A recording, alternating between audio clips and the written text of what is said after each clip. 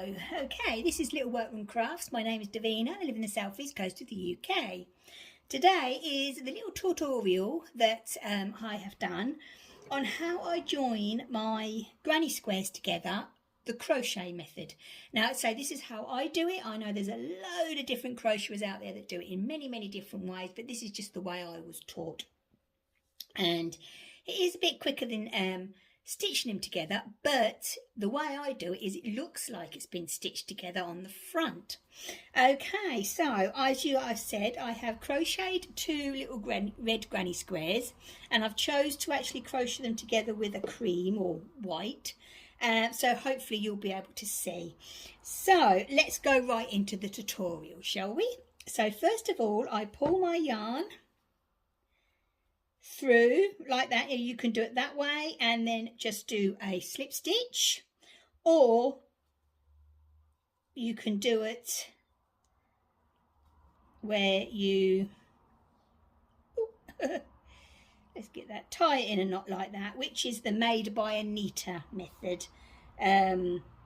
She also does it that way, and then you wrap. Let's see if I okay, right, then I'll have to. Right then, so let's lift this up. Okay, so then what I do is I'll just lay my yarn across there.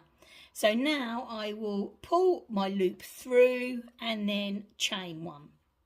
Now what I do is, if you actually look at the top of your squares, you've got little V's. Okay, now I use double crochets, which is single crochets in other terminology, and I get the back loop of that square, and the front one, oh, stop moving.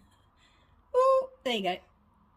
Front one of that square, pull through as normal and just double crochet. So let's do that again. Let's move that out of the way. So it's back loop of that. When I say front loop, it's the front loop that's facing you. Then pull it through, then double crochet. Now you'll see in a minute. So it's basically those two loops that are closest together. That might be an easier way. So pick them up, just the loops on their own, go across, and I'll open it up now so you can see. There we go. Oh, hang on. Right. What a neat. Oh, dear me. Right, okay. So,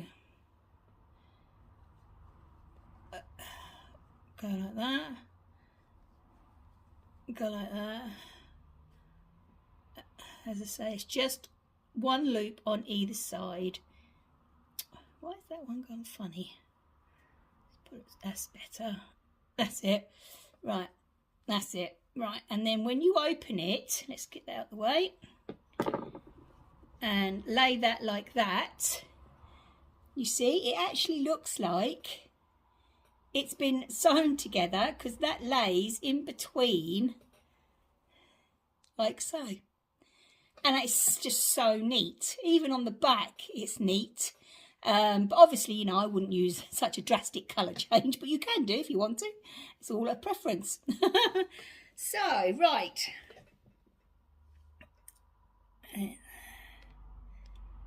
Right then, so just to recap, okay, so it's actually wrong sides together, okay? So remember that. So the actual, you're working on the front piece of your work. Okay, so it's that one loop, let's do that again. So one loop, pull through, double crochet. So it's those two loops that are close together. So there's that one there at the front that's not touched, and that one there at the front facing you and not touched.